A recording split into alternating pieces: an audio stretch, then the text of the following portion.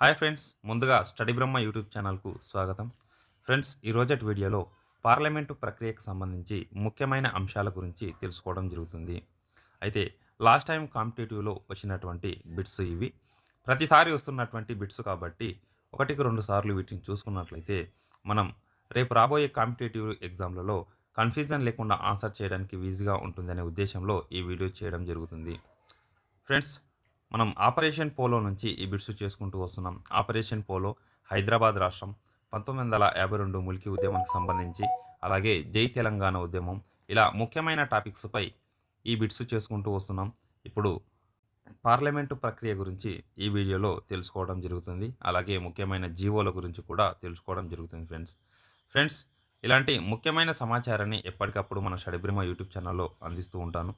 మన స్టడీ బ్రహ్మ యూట్యూబ్ ఛానల్ను ఇప్పటివరకు సబ్స్క్రైబ్ చేసుకోకుండా చూస్తున్న వారు ఉంటే సబ్స్క్రైబ్ చేసుకొని చూడండి. అలాగే టెలిగ్రామ్ గ్రూప్లో కూడా జాయిన్ అవ్వండి. నేను పెట్టే ఎలాంటి ఇన్ఫర్మేషన్ మిస్ అవ్వకుండా ఉండటానికి అవకాశంగా ఉంటుంది ఫ్రెండ్స్. ఫ్రెండ్స్, వీడియో చూస్తున్నారు, లైక్ కొట్టడం లేదు.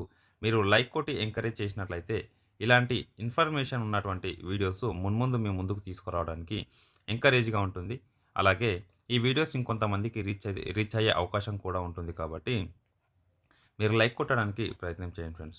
ఓకే ఫ్రెండ్స్, ఇప్పుడు లేట్ చేయకుండా వీడియోలోకి వెళ్దాం.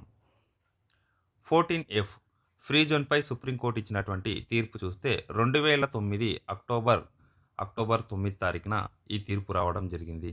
ఈ తీర్పును సుప్రీంకోర్టు ఇచ్చిందని గుర్తుంచుకోవాలి. ఏ దానిపై? 14F ఫ్రీ జోన్పై ఇచ్చినటువంటి తీర్పు. ఫ్రీ జోన్ వివాదం సందర్భంగా ఏ రోజున ఉద్యోగ సంఘాల ఆధ్వర్యంలో సిద్దిపేటలో ఉద్యోగుల ఉద్యమ గర్జన సభ నిర్వహించబడింది అని అడగడం జరిగింది. 2009 అక్టోబర్ 21 తారీఖున ఈ సభ నిర్వహించారని గుర్తుంచుకోవాలి. ఉద్యోగుల ఉద్యమ గర్జన సభలో కేసీఆర్ ఇచ్చినటువంటి నినాదం చూస్తే తెలంగాణ వాళ్ళ జాగో, ఆంధ్ర వాళ్ళ బాగో, తెలంగాణ వాళ్ళ జాగో, ఆంధ్ర వాళ్ళ బాగో అన్న నినాదాన్ని కేసీఆర్ ఇవ్వడం జరిగింది. ఇది ఉద్యోగుల ఉద్యమ గర్జన సభలో ఇచ్చారని గుర్తుంచుకోవాలి. నెక్స్ట్ చూద్దాం ఫ్రెండ్స్. 14F ఫ్రీ జోన్ను తొలగిస్తూ ఏ రోజున ఆంధ్రప్రదేశ్ అసెంబ్లీ తీర్మానం చేసింది అని అడగడం జరిగింది. 2010 మార్చి 18 తారీఖున తీర్మానం చేసింది.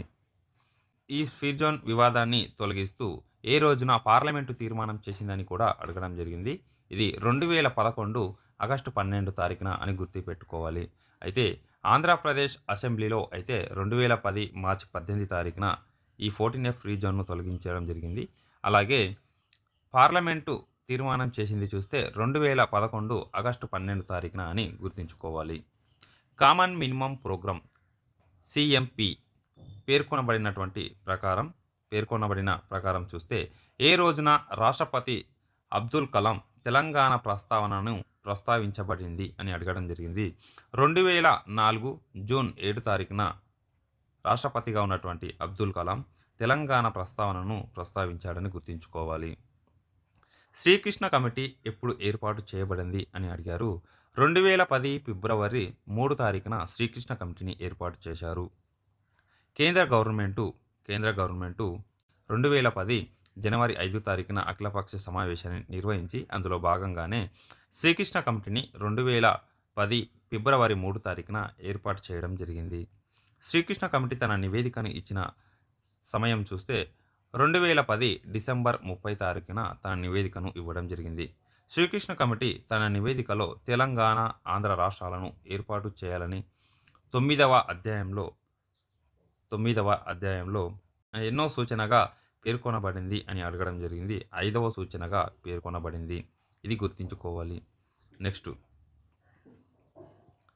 శ్రీకృష్ణ కమిటీ నివేదికలో చీకటి అధ్యాయం అయినటువంటి 8వ అధ్యాయం పై హైకోర్టులో కేసు వేసినటువంటి వ్యక్తి చూస్తే నిజామాబాద్ మాజీ ఎంపీ పండిత్ నారాయణ రెడ్డిగా మనం గుర్తుంచుకోవాలి. పండిత్ నారాయణ రెడ్డి కేసుపై విచారణ జరిపినటువంటి న్యాయమూర్తి ఎల్ నరసింహారెడ్డి. 8వ అధ్యాయం చీకటి అధ్యాయంలో పేర్కొనబడినటువంటి అంశాలు చూస్తే 1 పొలిటికల్ మేనేజ్మెంటు, 2వది మీడియా మేనేజ్మెంటు, 3వది శాంతి భద్రతల గురించి, 4వది విద్యా అంశాల గురించి పేర్కొనబడ్డాయి. నెక్స్ట్, సిడబ్ల్యూసి తీర్మానం కాంగ్రెస్ పార్టీ ఆధ్వర్యంలో ఎప్పుడు చేయబడింది అని అడిగారు. 2013 జూలై 30 తారీఖున చేయబడింది. సిడబ్ల్యూసి తీర్మానంలో ప్రధానమైన అంశాలు చూస్తే హైదరాబాద్ రాజధానిగా 10 జిల్లాల తెలంగాణ ఏర్పాటు గురించి తీర్మానం చేయడం జరిగింది. నెక్స్ట్ ఏకే యాంటోనీ కమిటీ ఎప్పుడు ఏర్పాటు చేయబడింది అని అడగడం జరిగింది. ఇది 2013 ఆగస్టు 6 తారీఖున ఏర్పాటు చేయబడిన కమిటీ ఏకే యాంటోనీ కమిటీ. ఏకే యాంటోనీ కమిటీలోని సభ్యులను ఇప్పుడు చూద్దాం ఫ్రెండ్స్. ఏకే యాంటోనీ కమిటీలోని సభ్యులను మనం చూసినట్లయితే చైర్మన్గా ఏకే యాంటోనీ ఉంటారు. సభ్యులుగా దిగ్విజయ్ సింగ్, వీరప్ప మొయిలీ, అహ్మద్ పటేల్ ఈ ముగ్గురు సభ్యులుగా ఉన్నారు. నెక్స్ట్ ప్రత్యేక రాష్ట్రంతో కూడినటువంటి తెలంగాణ నోటుకు కేంద్ర కేబినెట్ ఎప్పుడు ఆమోదం తెలిపింది అని అడిగారు.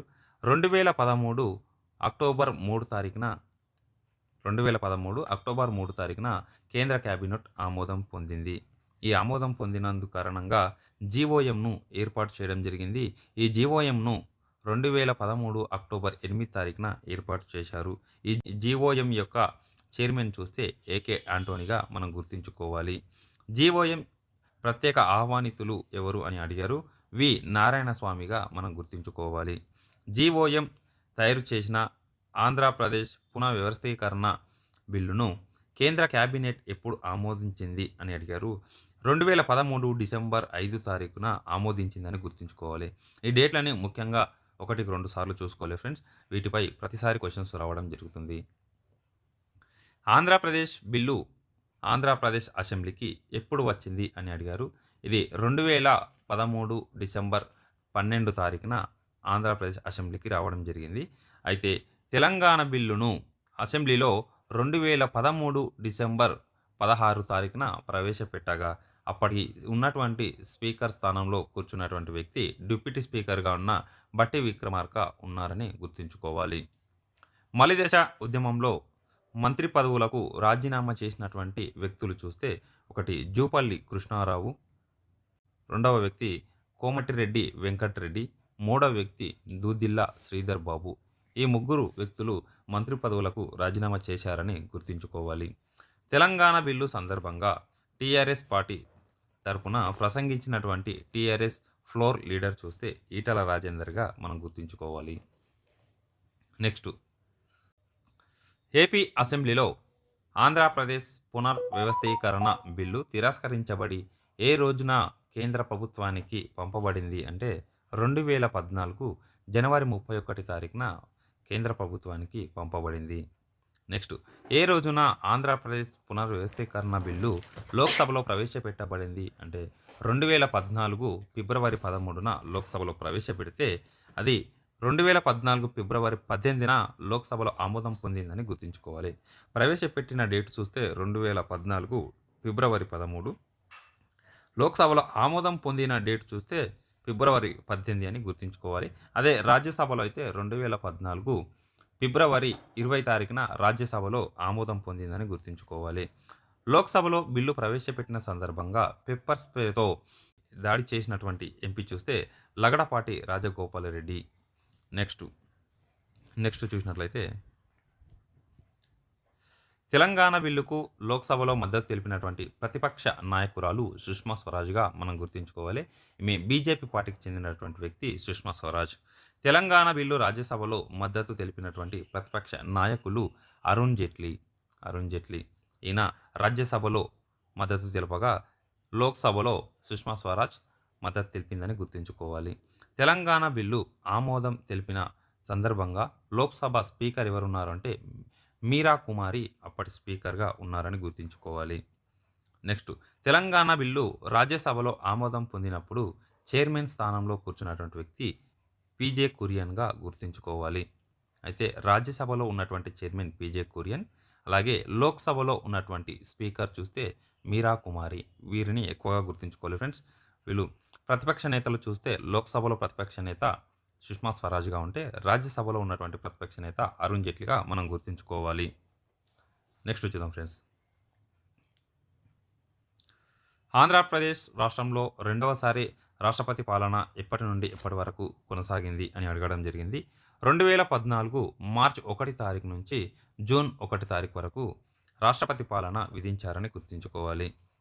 ఆంధ్రప్రదేశ్ పునర్వ్యవస్థీకరణ బిల్లుపై రాష్ట్రపతి సంతకం చేసినది 2014 మార్చి 1 తారీఖున రాష్ట్రపతి సంతకం చేయడం జరిగింది. తెలంగాణ రాష్ట్ర బిల్లుపై గెజిట్ నోటిఫికేషన్ చూస్తే 2014 మార్చ్ 2 తారీఖున గెజిట్ నోటిఫికేషన్ రావడం జరిగింది.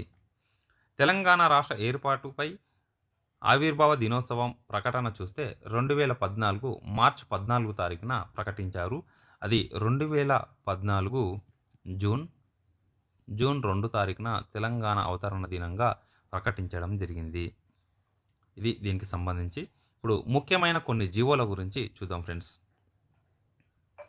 ముఖ్యంగా ఉన్నటువంటి ముఖ్యమైన జీవోల గురించి ఇప్పుడు చూసినట్లయితే జీవో నంబర్ 36 గురించి చూసినట్లయితే 1969 జనవరి 21 తారీఖున జై తెలంగాణ ఉద్యమం తీవ్రతరమైన నేపథ్యంలో అఖిలపక్ష సమావేశం 1969 జనవరి 18, 19 తారీఖులో నిర్వహించడం జరిగింది. ఈ అఖిలపక్ష సమావేశంలో తీసుకున్నటువంటి నిర్ణయం మేరకు తెలంగాణలో అక్రమంగా పనిచేస్తున్నటువంటి సీమాంధ్ర ఉద్యోగులను వెనక్కి పంపడానికి జారీ చేసినటువంటి జీవో నంబర్ 36. ఈ జీవోను 1969 ఫిబ్రవరి 18లోగా అమలు చేయాలని స్పష్టంగా పేర్కొనడం జరిగింది. అయితే కోర్టు తీర్పుల కారణంగా ఈ జీవో అమలు ఆగిపోయిందని గుర్తుంచుకోవాలి. అయితే జీవో నంబర్ 36 గురించి మనం చూసినట్టయితే జీవో నంబర్ 36 తెలియజేస్తున్న అంశాలు: అక్రమంగా తెలంగాణలో ఉద్యోగాలు పొందినటువంటి ఆంధ్రులు తిరిగి వెనుకకు వెళ్ళాలి. ఎప్పటిలోగా 1969 ఫిబ్రవరి 28లోగా వెనుకకు వెళ్ళాలని తెలియజేస్తున్నది జీవో నంబర్ 36. కోర్టులో కేసుల కారణంగా ఆగిపోయినటువంటి జీవో నంబర్ 36. నెక్స్ట్ చూద్దాం ఫ్రెండ్స్. జీవో నంబర్ 524 ఈ గురించి చూస్తే ఇది 1975 అక్టోబర్ 18 తారీఖున కేంద్ర గవర్నమెంటు ప్రవేశపెట్టిందని గుర్తుంచుకోవాలి. ఇది 6 సూత్రాల పథకాన్ని అమలు చేయడానికి 32వ రాజ్యాంగ సవరణ ద్వారా ఆర్టికల్ 371D ద్వారా అమలు చేయడానికి 1975 అక్టోబర్ 18 తారీఖున కేంద్ర ప్రభుత్వం జారీ చేసినటువంటి జీవో 524 అనే జీవో. దీనికి అనుబంధంగా రాష్ట్ర ప్రభుత్వం జారీ చేసినటువంటి జీవో చూస్తే 674 జీవో. దీనిని 1975 అక్టోబర్ 20 తారీఖున రాష్ట్ర ప్రభుత్వం జారీ చేయడం జరిగింది. అయితే 1975 అక్టోబర్ 18 తారీఖున కేంద్ర ప్రభుత్వం జారీ చేసినటువంటి 524 అనే జీవోకు అనుబంధంగా ఏపీ ప్రభుత్వం జారీ చేసినటువంటి జీవో 674గా గుర్తుంచుకోవాలి. నెక్స్ట్, 6 సూత్రాల పథకం అమల్లో భాగంగా రాష్ట్రపతి ఉత్తర్వులు అయినటువంటి 371Dలోని Dని 14వ పేరాలో పేర్కొన్నటువంటి ఉద్యోగాల గురించి ఇప్పుడు చూద్దాం ఫ్రెండ్స్. ఇక్కడ చూసినట్లయితే సచివాలయ ఉద్యోగాలు, అలాగే శాఖాధిపతి కార్యాలయాలు, రాష్ట్ర స్థాయి ఇతర కార్యాలయాలు, భారీ అభివృద్ధి ప్రాజెక్టులు, ప్రత్యేక కార్యాలయాలు, హైదరాబాద్ పోలీస్ ఉద్యోగాలు ఫెయిర్ సూత్రం ప్రకారం అంటే సమన్యాయ సూత్రం ప్రకారం పాటించాలని చెప్పింది 728 జీవో తెలియచేయడం జరుగుతుంది. వీటి గురించి 728 జీవో తెలియచేస్తుంది. నెక్స్ట్ చూసినట్లయితే జీవో నంబర్ 729 గురించి చూస్తే 1975 నవంబర్ 1 తారీఖున జారీ చేయడం జరిగింది. హైదరాబాద్ అనేది 6 జోన్లో భాగమే అని ఈ జీవో తెలియజేస్తుంది. హైదరాబాదు 6 జోన్లో భాగమే అని తెలియజేస్తున్నది 729 జీవోగా మనం గుర్తుంచుకోవాలి. దీన్ని 1975 నవంబర్ 1 తారీఖున జారీ చేయడం జరిగింది. జీవో నంబర్ 564 గురించి చూసినట్లయితే రాయలసీమలో పనిచేసే ఆంధ్ర, తెలంగాణ ఉద్యోగులను వెనక్కి పంపాలని వివరించేది 564 జీవోగా మనం గుర్తుంచుకోవాలి. నెక్స్ట్ లాస్ట్ చివరగా ఉన్నటువంటి జీవో చూస్తే జీవో నంబర్ 610. దీనిని 1985 డిసెంబర్ 30 తారీఖున జారీ చేశారు. 6 సూత్రాల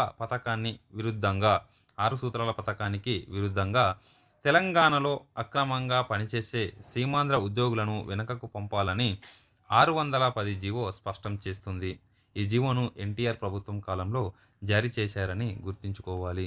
ఈ జీవో కూడా 2014 వరకు అమలు కానటువంటి జీవో 610 జీవో. ఇది జీవోలకు సంబంధించి ముఖ్యమైన సమాచారం. Okay friends. ఇలాంటి ముఖ్యమైన సమాచారాన్ని, ముఖ్యమైన అంశాలను ఎప్పటికప్పుడు మన స్టడీ బ్రహ్మ యూట్యూబ్ ఛానల్‌లో అందిస్తూ ఉంటాను. మన స్టడీ బ్రహ్మ యూట్యూబ్ ఛానల్‌ని ఇప్పటివరకు సబ్స్క్రైబ్ చేసుకోకుండా చూసిన వారుంటే సబ్స్క్రైబ్ చేసుకొని చూడండి. అలాగే టెలిగ్రామ్ గ్రూప్‌లో గాని, వాట్సాప్ గ్రూప్‌లో గాని జాయిన్ అయినట్లయితే నేను పెట్టే ఎలాంటి ఇన్ఫర్మేషన్ మిస్ అవ్వకుండా ఉండటానికి అవకాశంగా ఉంటుంది ఫ్రెండ్స్. ఫ్రెండ్స్, ముఖ్యంగా మీరు లైక్ కొట్టి ఎంకరేజ్ చేసినట్లయితే, మీరు లైక్ కొట్టడం బట్టి ఈ వీడియోస్ ఇంకొంతమందికి రీచ్ అయ్యే అవకాశం ఉంటుంది కాబట్టి లైక్ కొట్టమని అడగడం జరుగుతుంది. మీరు లైక్ కొట్టి ఎంకరేజ్ చేసినట్లయితే ఈ వీడియోస్ ఇంకొంతమందికి రీచ్ అవుతాయి. అలాగే మాకు మోటివేషన్‌గా ఇంకొన్ని వీడియోస్ చేయడానికి కూడా ఆస్కారం ఉంటుంది కాబట్టి మీరు లైక్ కొట్టడానికి ప్రయత్నం చేయండి ఫ్రెండ్స్. Okay friends. నెక్స్ట్ వీడియోలో మళ్ళీ కలుద్దాం. Thank you.